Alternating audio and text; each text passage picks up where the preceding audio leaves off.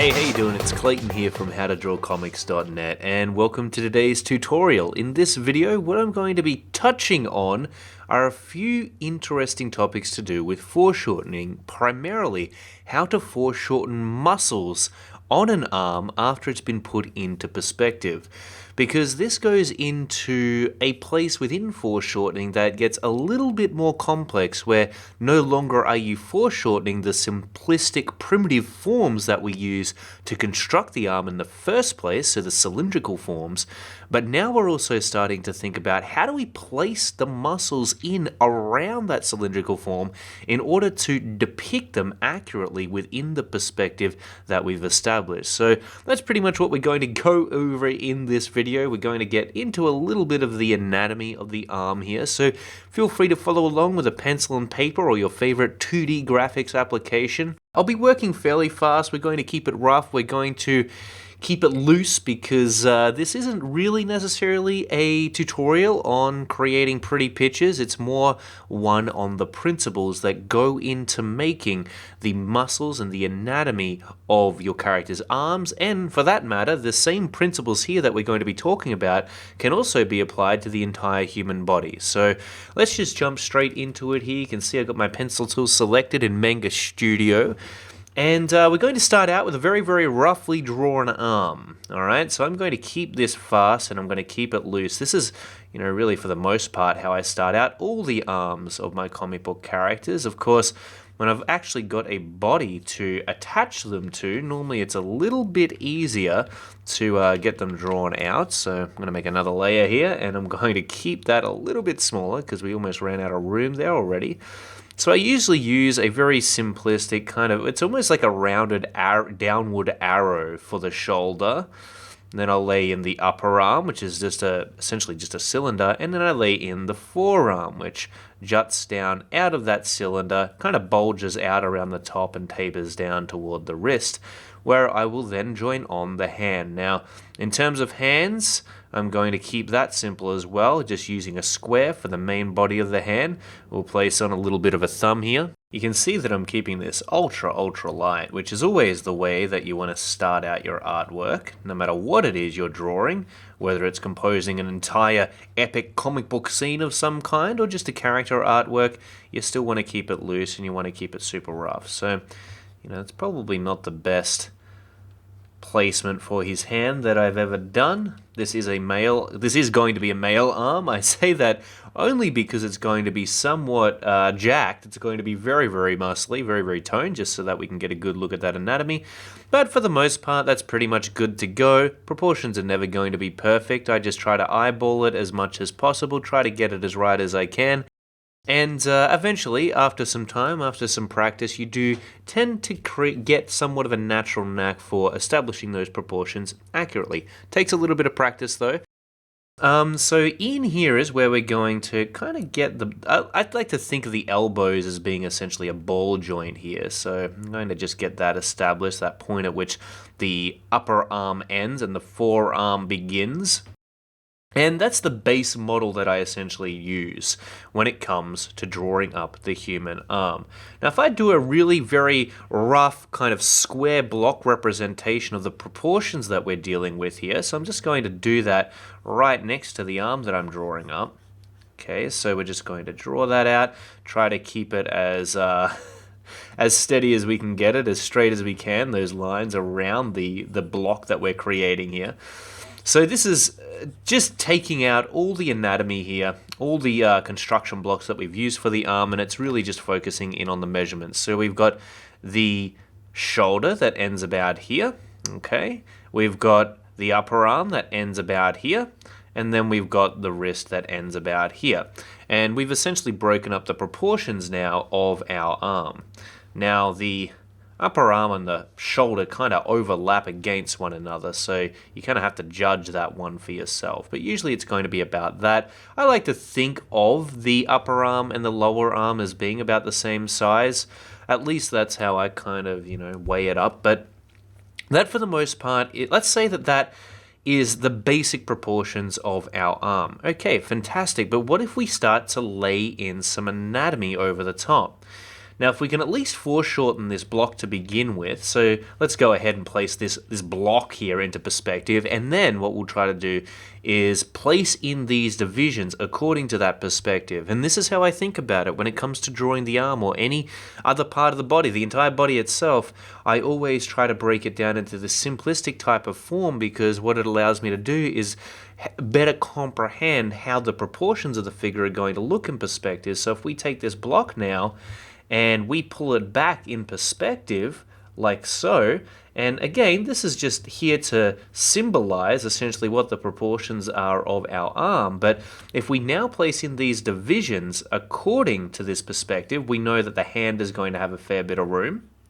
We know that the upper arm, well, the forearm is going to have a fair bit of room, but as it recedes back into space, these divisions are going to get closer and closer together. That's kind of the general rules of perspective. Perspective 101 is that the further back that things get, the more condensed they become, until eventually they end up collapsing into a single point. But that's the general gist of how perspective works when applied to proportions. So a lot of people will tend to say that learning the proportions of the human figure is somewhat of a null lesson to learn, simply because once you put the figure into perspective, proportions go out of the window. But this isn't actually true. The proportions are still there. The sizing relationships between each one of the body parts are still present. They still exist. So the first thing that you want to do is, of course, you're going to have to become very familiar with the proportions of the human figure, or whatever it is that you're drawing that has proportions, and then you're going to have to get used to visualizing, again, how those proportions and the scale and the relationships in terms of distance within each part of the human body or the object that you're drawing is going to change due to the perspective that you're looking at it on. And it does require you to become good at visualizing this stuff, because there's no one way to measure it out necessarily that's going to work 100% of the time. So now that we've got that done, we've essentially placed the sizing, the proportions of the arms into perspective on a very basic level here. Let's place in some anatomy on top of our basic arm that we've drawn up here. So I'm just going to really quickly sketch this out. We've got the triceps at the back of the arm.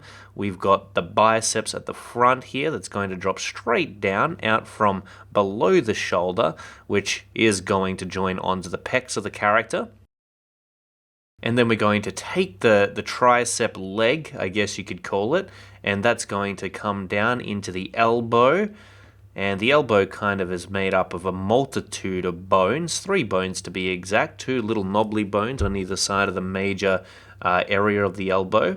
And then that's going to lead down into the forearm muscles. Now the forearm muscles, they're kind of tricky, but once you get used to drawing them a few times, they become just like any other muscle in the body, where you just become used to placing them down on a repetitious basis, so used to it that eventually you don't have to think about it anymore. But we're going to get that tricep placed in, and then we're going to build out the forearm arm, which kind of starts up here in the middle of the upper arm, and then comes down into the forearm. It's kind of like a weird little muscle there, but it's going to join onto this little elbow bit in the middle of the forearm, and then come down like so. And, you know, the muscles of the human body, they kind of all work together. And although this isn't necessarily an anatomy tutorial, we will be working on figuring out how these major muscle groups that we are placing in right now are going to actually look when we start to place them into perspective. So there is a certain level of complexity within the forearm muscles, but there's still only a certain, like, there's a definitive amount of muscles in there, and really you're dealing with this major one here around the tricep upper arm area that, as it wraps down and starts to stretch into the forearm area, and then you've got these other muscles that are very similar to it, that kind of sprout out of the bottom of it and essentially surround the form of the forearm. Okay, and then of course we've got the muscles in the shoulder there, which I usually separate up into 3 major clumps. Okay, cool. So for the most part, we've got our arm muscles placed in, and that looks pretty good. Again, you could go in with your pen tool and you could start inking that up, and you'd end up with a result that was fairly okay if you were placing your line weights in accurately and all that other good stuff. But this is where it all really begins. Very, very simple and ultra basic.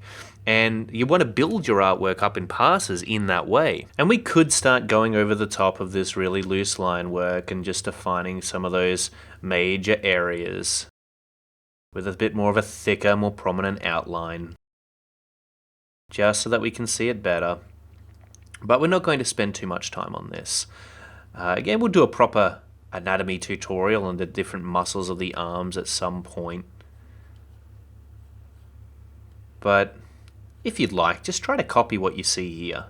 It is very messy, but as I said, it's not so much about capturing the details most of the time. It's about the larger shapes, really, that you want to worry about.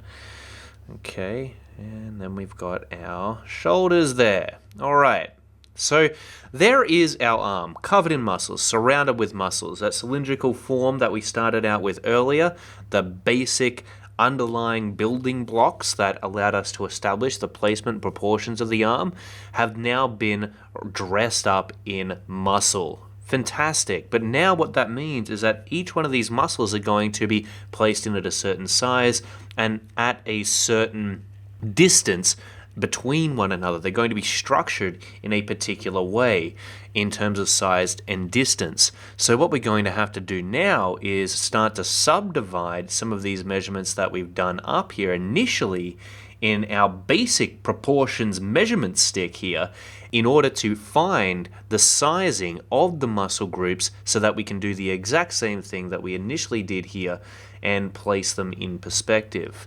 Okay, so I'm going to make a division. Let's say that we make a division around here, and what you'll notice is as I make these divisions, I'm ultimately going to be wrapping around these guidelines across the form. And that's something which is important for me to do because I always like to think in terms of form as I draw. I'm going to be thinking about where the bottom of the bicep is going to end, and you can see that that pretty much aligns with the elbow there. I'm going to keep that in mind. You always want to make those associations with where one muscle ends and another muscle begins. We're going to take a look at how far down the tricep comes, so it's going to come down to about there, and you can see that that's about the point at which the tricep changes its trajectory, so it kind of drops straight down from underneath the shoulder and then begins to bend back in toward the middle of the forearm, that pocket on the inner elbow. And then we want to figure out, well, how far down is the upper area of the tricep going to come, and it's going to come down to about there.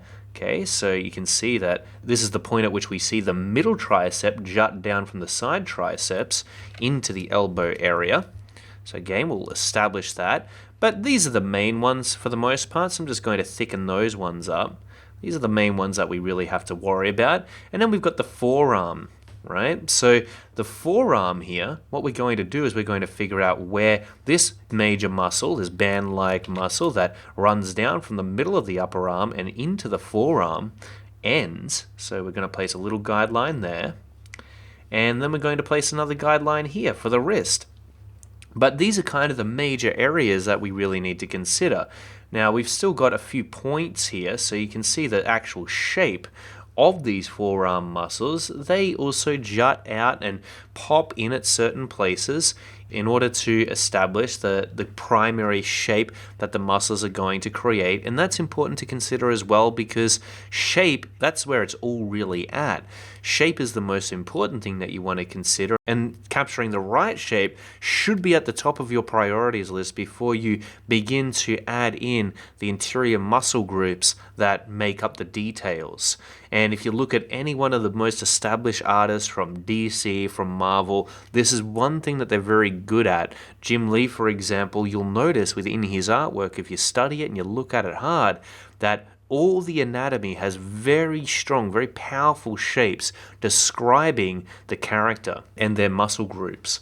So now that we've got the proportions not only of the main arm components established here, but also the muscles that go in on top, we're now going to attempt to draw an arm in perspective. let's just jump straight in. So let's say that we have an arm coming toward us. Well, we can start off with the wrist. If you've seen the Rayman technique video, that's kind of the technique that I'm going to be using here.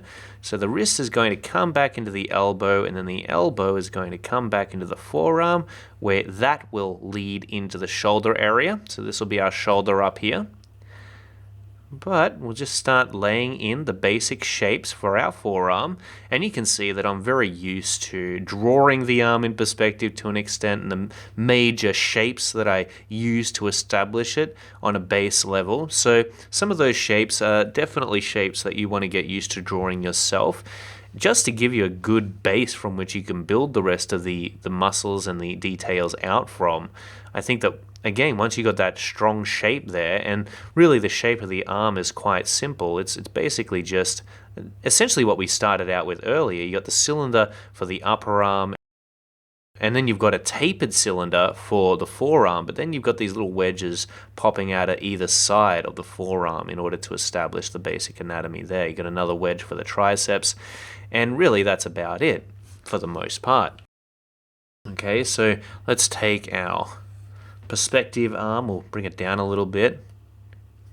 Okay, we'll grab our move tool, transform tool, and we're going to start to lay in some of the anatomy on this arm. Now, again, what I'm going to be thinking about is these divisions and how they begin to draw closer and closer together as the arm is pulled back away from us.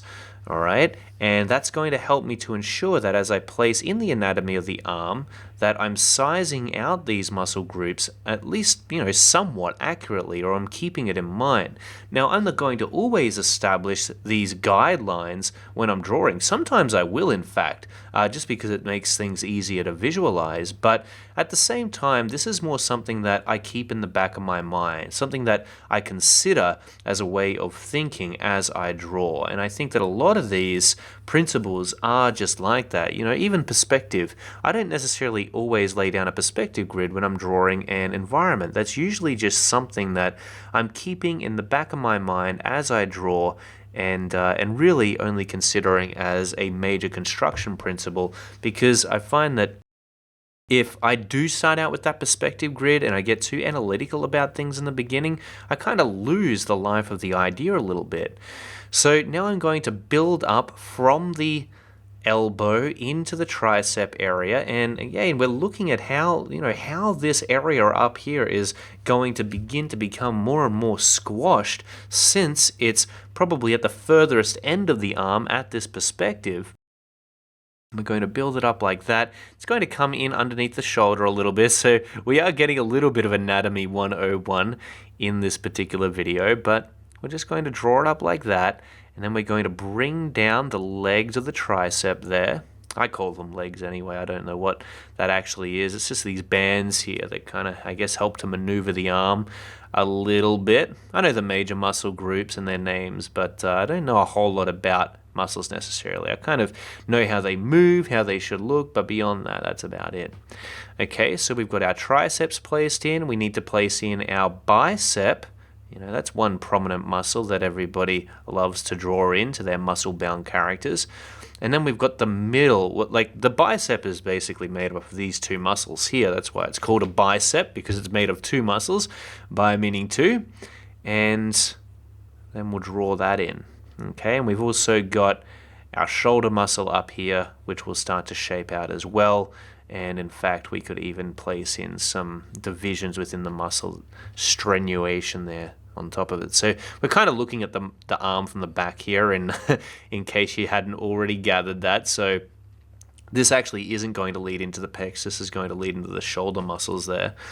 But as for the hand, we don't really have a whole lot of room here to draw the hand, and that's probably a good thing, because in all honesty, I'm not 100%. I guess every artist gets a little bit nervous about hands, don't they? But my hands, again, I just simplify it down into those very, very basic blocks. And as long as I'm able to do that, usually I can at least begin constructing the hand. I'll always use my own hand as reference, essentially, but like I said, as long as you can simplify, I think that you could draw anything as long as you can simplify it down. And the funny thing is that becomes a skill in and of itself if you want to be able to draw dynamically, because if you can't simplify it down, then things become very, very complicated for you as an artist. And even to the extent where, we're going to see some foreshortening on these fingers. And if we want to maintain the proportions as we foreshorten each area of the body, we need to become very familiar with them, and we need to get used to being able to begin to morph them, distort them as we draw each part of the character and the things within our scenes back in space. Because if we aren't able to capture those proportional relationships accurately as we do draw those more dynamic compositions, what's going to happen is we're just going to end up with artwork that doesn't quite look right. It'll be a foreshortened view, but the proportions won't be intact. And although technically we're changing the size relationships as we draw things in perspective between each element, still at the same time we need to do that, creating a visual illusion of those proportions being accurately drawn back in space. Okay, so we've got an arm being drawn forward, as we can see here, and it's looking fairly good.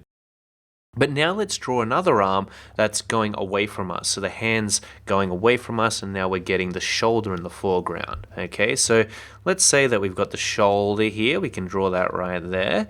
And we'll draw a bit more of a skewed perspective on this one. So we'll make the foreshortening a bit more dramatic here. This is going to be our upper arm. You can see that already we've got the major size relationships between the shoulder and the upper arm established. And then we're going to have our forearm here. Okay, so the forearm, because it's starting to really get away from us here in this particular perspective, its shape is even going to begin to become a little bit more dramatic. I'm going to place in my hand here as well. Could have maybe the thumb coming out here, and this will be the hands, the fingers there. Now you can see just how rough I'm keeping it. You really don't have to put in a whole lot of detail in the beginning of a drawing, whether it be just one single part of the human body like we're drawing here, or whether it be multiple parts of the human body. And in these more, pushed views of perspective, what I tend to do is I do actually add in my guidelines, my form guidelines around the cylindrical forms, just because that does help me to get a little bit more of a better look at exactly how the forms are being affected by the perspective we're drawing them on. And we've got the shoulder here. Now the shoulder is going to run into the pectoral muscles, so we're going to get those established. We're going to start to build them off the shoulder muscles there.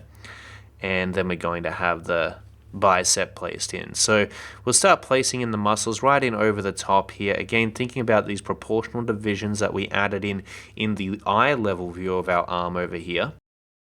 They're going to come down like so. Let's recompose these a little bit more for a moment, just so that we got them presented nice and clearly here. All right, we'll move this one down.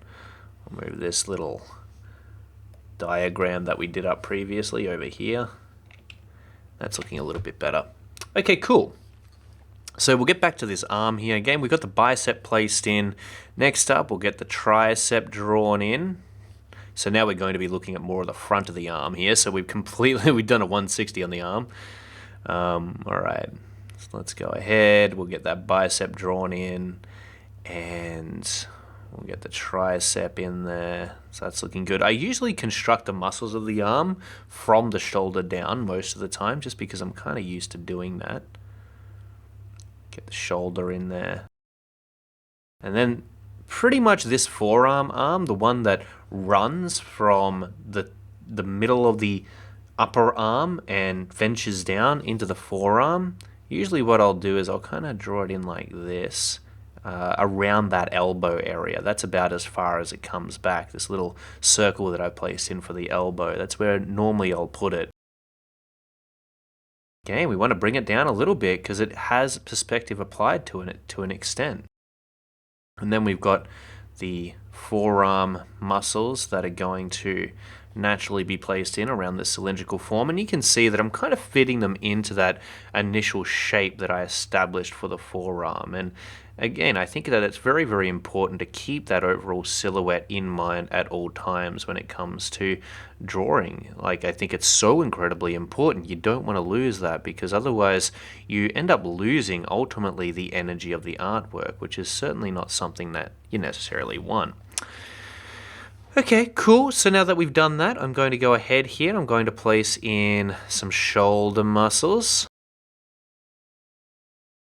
And that's going to lead up into our trapezius muscle, our pectoral muscles, etc., etc. We won't get too much into those though, because that'll be going a bit out of the scope of this tutorial. But for the most part, that's our muscles placed in the perspective. Now, again, if we jump back up here and we create a new layer here for these guidelines, and we start to place in those proportional divisions, you can see how we have split up the proportions of this arm accurately within the perspective that we've got them placed in. Okay, so we've given a little bit more room in this view to the lower half of the forearm. So that's this bit here. And then in the upper half of the forearm, you can see that, we've made that a little smaller because it's been pulled back away from us in perspective. And these two little divisions that we've placed into the upper half of the forearm have also got the distance within them somewhat adjusted in order to present the accurate distortion that is present within this particular depiction of the arm as it's pulled back in space. Same with the upper arm. We've got the cylindrical form here that makes up the upper arm. You can see that the upper arm as a whole has a less amount of length due to the fact that it's further away from us. And we can place in these divisions, you can see that the bottom of the tricep, which ends around about here in this example, is placed just a little bit higher than on the eye level example. And we can see that the points of it are also pushed up a little bit. But all of this is to say that if you can get really, really good at recognizing what the proportions are of each part of the body at an eye level, and you can redraw the arm out just like this here multiple times and get used to those proportions, like know them off by heart, be able to draw out the arm at this eye level without really having to think about it and still nail those proportions, then that's when you know that you're ready to start to challenge yourself to put those proportions into a distorted perspective and present the arm in that foreshortened depiction, while at the same time still ensuring that those proportions remain intact, or at least look as though they're remaining intact. Okay, same deal here with this arm in the bottom. We've got those size associations scaled out accurately according to the proportions that we have established for the arm. Okay, so this is something that I think every comic book artist should keep in mind, just because our major challenge really is drawing the human body in a variety of dynamic poses, a variety of dynamic ways. And I really do hope that although we've kept these arms rough and the anatomy kind of rough in this particular video, I'm a perfectionist, it's hard to hold back on just placing in all that detail and all those pretty line weights. I do still hope, though, that you got a lot out of this very fast, very simple demonstration, and that you keep the principles in mind as you work. Practice this stuff, keep it loose. Even if you're only practicing the arm on this very basic level, this is the way in which I first started learning how to draw it, and I think that it's a great way to remember to make sure that always at the forefront of your mind you're keeping in mind the basic shapes of the arm. So again, we want to break it up. We want to place in that cylindrical form for the upper arm, and then we've got the forearm as well. Like, I drew this one shape so many times in my sketchbook back when I was really getting serious about getting my comic book art handled. And I got to tell you that it's one thing that I'm so glad that I did, because I don't think that a lot of other artists who are really getting into this have the patience necessarily. Like, if you look at my sketchbook, seriously, it looks like the wild like sketchings of a madman, basically, because there's pages and pages and pages and pages of the one view of the arm that have been placed in there. But again, what it is, if I get my red pen out here just to point out the major things to look out for when it comes to establishing a strong shape for your arms, what you want to ensure that you're doing is that you're placing in a little bit of a wedge here for the bicep, a wedge here at the back of the arm for the tricep, little wedge here for the elbow, and then we've got the cylindrical form of the forearm here. I've kind of gotten used to placing in those wedges just on the fly there, but you're going to have another wedge here for the forearm, and then you get another wedge that comes a little bit lower down at the back of it there, as you can see. And then it's not that hard to begin just filling in the gaps from there on out, where we start to place in again this band-like arm muscle that wraps down from the upper arm into the forearm. We've got the bicep here, we've got the triceps as well, have the legs there that wrap down or at least come down to about the same point as the elbows. And then we've got these other forearm muscles that we're placing in here. And as I said, I didn't really want to get into too much of the actual anatomy, but you know, once you got that shape established, it becomes very easy to just start dropping it in there. And really, all the muscle groups are going to be confined within this very basic shape. So try to get used to that shape, try to turn it in space, visualize as an actual 3D object. That's also going to help you to draw it in perspective and foreshorten it. I hope that you got a ton of value out of this video and that you enjoyed it, and that it helps you out when it comes to drawing your arms or any other part of the human body in perspective. And yeah, just try to keep it in mind as much as possible. Give us a like down below, leave us a comment, let me know what you thought, whether you got anything out of it. And of course, if you've got any suggestions for future tutorials, we'd always love to hear from you. Make sure that you visit the howtodrawcomics.net website. Check out the forum, the tutorials, the free videos. There's a whole bunch of free resources up there. And if you like those, I'd also encourage you to check out some of our courses that are available in the howtodrawcomics.net store. Again, thanks for watching. Hope to see you next time. Good luck and keep on creating.